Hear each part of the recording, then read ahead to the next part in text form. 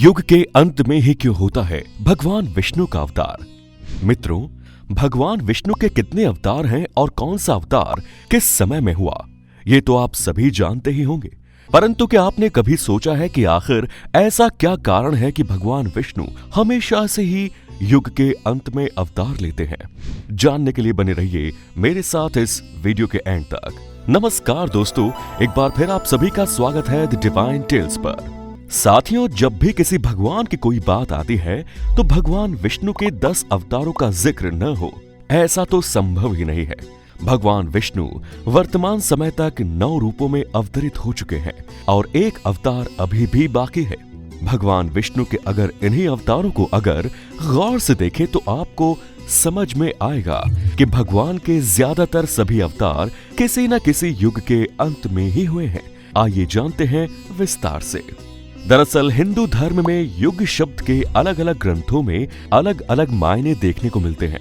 ज्योतिष शास्त्र के अनुसार 5 वर्ष का एक युग होता है और इसमें इन 5 वर्षों को अलग अलग नामों से पुकारा गया है। इसके अनुसार युग के पहले वर्ष को संवत्सर, दूसरे को परिवत्सर, तीसरे को इदवत्सर, चौथे को अनुवत्सर और अंतिम यानी कि 5वें वर्ष को युगवत्सर कहा जाता है। ज्योतिष शास्त्र में हमें कुल 12 युगों के बारे में बताया गया है। इन 12 युगों के भी अलग अलग नाम है, जैसे प्रजापति, धाता, वृष, वै, खर, दुर्मुख, प्लव, पराभव, रोधकृत, अनल, दुर्मति और क्षय। वहीं दूसरी ओर अन्य ग्रंथों के अनुसार एक युग को लाखों वर्षों के बराबर माना गया है। इनके अनुसार कुल 4 युग हैं। पहले युग का नाम सतयुग है और इसकी कुल अवधि 17,28,000 वर्ष है। दूसरे युग को त्रेता युग के नाम से जाना जाता है और इसकी अवधि होती है 12,96,000 वर्ष।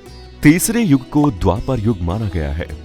इसकी कुल अवधि है 8,64,000 वर्ष।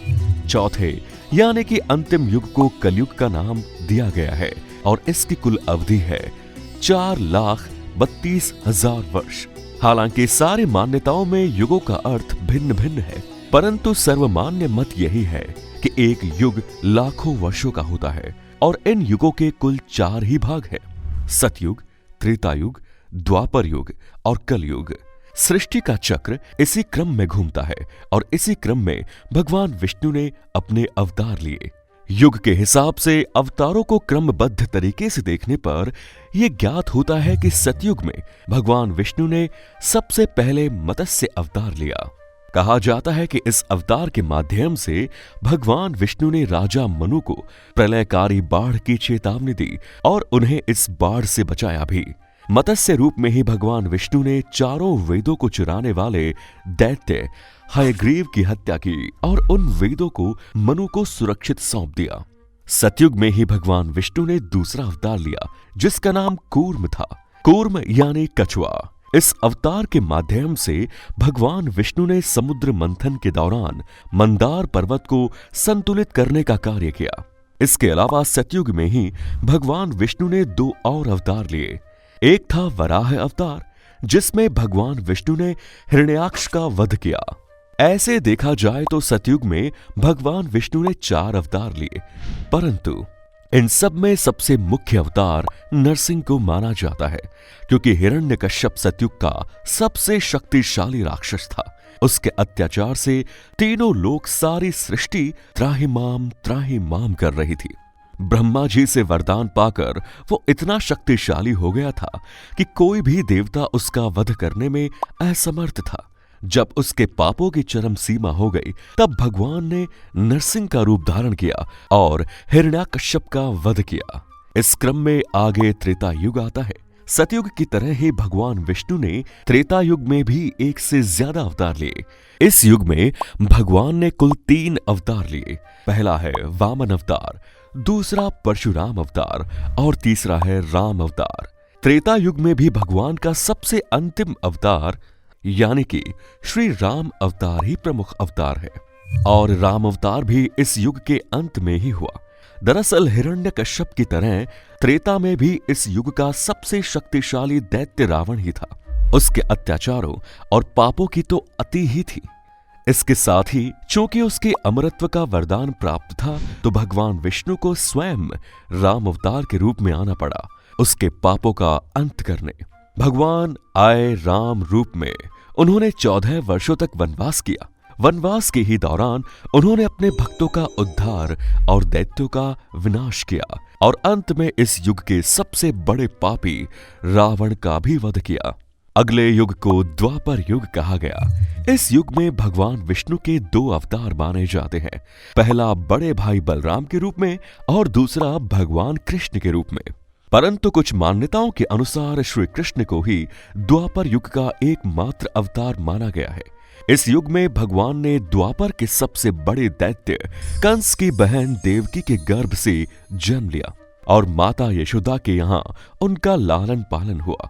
राम अवतार की भांति ही कृष्ण अवतार के दौरान भी भगवान ने राक्षसों का विनाश किया और भक्तों का उद्धार तथा कंस का भी वध किया।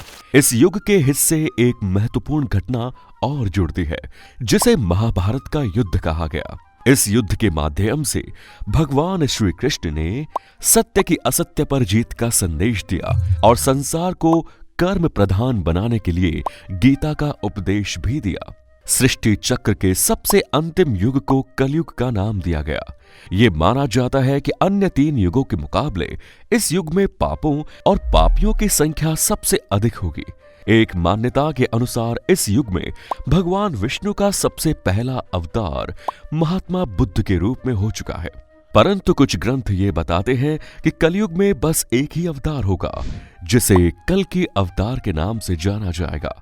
माना जाता है कि जब कलयुग में पाप अपने चरम पर होगा, लोग एक दूसरे के खून के प्यासे होंगे और धर्म का नामो निशान खत्म हो चुका होगा, तब भगवान विष्णु कल्कि के रूप में अवतार लेंगे और पापियों का खात्मा करेंगे।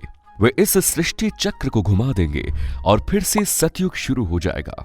अन्य युगों की तरह इस युग में भी भगवान विष्णु अंतिम समय में ही अवतरित होंगे, क्योंकि युग का अंत आते आते ही पाप और पापियों की संख्या बढ़ जाती है और एक ऐसा राक्षस पैदा हो जाता है जिसका वध स्वयं नारायण के सिवाय कोई नहीं कर सकता। भगवान श्री कल्कि निष्कलंक अवतार बताए गए हैं। उनके पिता का नाम विष्णु यश और माता का नाम सुमति होगा। उनके भाई जो उनसे बड़े होंगे क्रमशः सुमंत, प्राज्ञ और कवि के नाम से जाने जाएंगे। कहा जाता है कि भगवान श्री कल्कि की 2 पत्नियां होंगी, पद्मा और रमा, एवं उनके 4 पुत्र होंगे, जय, विजय, मेघमाल तथा बलाहक। भगवान श्री कल्कि श्वेत अश्व पर सवार होकर आएंगे। उनके अश्व का नाम देवदत्त होगा। बताया गया है कि वैसे तो भगवान गौर वर्ण के होंगे, परंतु क्रोध के कारण कभी कभी उनका रंग काला भी हो जाया करेगा। मान्यताओं के अनुसार भगवान विष्णु का यह अवतार 64 कलाओं में निपुण होगा। श्रीमद् भागवत के 12वें अध्याय में भगवान कल्कि के बारे में विस्तार से एक कथा भी दी गई है। इस कथा में बताया गया है कि यह अवतार भगवान विष्णु का 10वां और आखिरी अवतार होगा। इसके बाद कलयुग का अंत और सतयुग की शुरुआत होगी। एक मान्यता के अनुसार रामावतार के समय अर्थात त्रेता युग में एक वैष्णवी नाम की स्त्री थी, जिसने भगवान श्री राम से विवाह की इच्छा प्रकट की। परंतु जब श्री राम ने उन्हें विवाह करने का वचन देते हुए कल्कि अवतार के बारे में बताया, वही वैष्णवी इस कलयुग में पैदा होगी और भगवान कल्कि उनसे दूसरा विवाह करेंगे। विष्णु पुराण के अनुसार प्रभु परशुराम भगवान कल्कि के गुरु होंगे। इसलिए आज भी भगवान परशुराम महेंद्रगिरी पर्वत पर तपस्या कर कल्कि अवतार की प्रतीक्षा कर रहे हैं, ताकि जब वो अवतरित हो तो भगवान परशुराम शास्त्रों और शस्त्र दोनों का ज्ञान दे सके। विष्णु पुराण में बताया गया है कि कल्कि अवतार तब होगा जब कलयुग का अंत निकट आ जाएगा और धरती पर हर तरफ सिर्फ पाप ही पाप का बोलबाला होगा। हालांकि कलयुग का अभी पहला चरण ही चल रहा है, इसीलिए ऐसा कहा जा सकता है कि अभी भगवान कल्कि को अवतरित होने में बहुत समय है। परंतु कुछ लोग ऐसे भी हैं जो ये दावा करते हैं कि भगवान का कल्कि अवतार हो चुका है और प्रभु कुछ समय के बाद सबके सामने आएंगे। तो दोस्तों, आज के इस वीडियो में इतना ही। आशा करता हूँ आपको ये वीडियो पसंद आ गया होगा। वीडियो पसंद आया तो लाइक करें और दोस्तों के साथ शेयर करें। मिलता हूँ आपसे अगले वीडियो में, तब तक के लिए चैनल को सब्सक्राइब करें। धन्यवाद।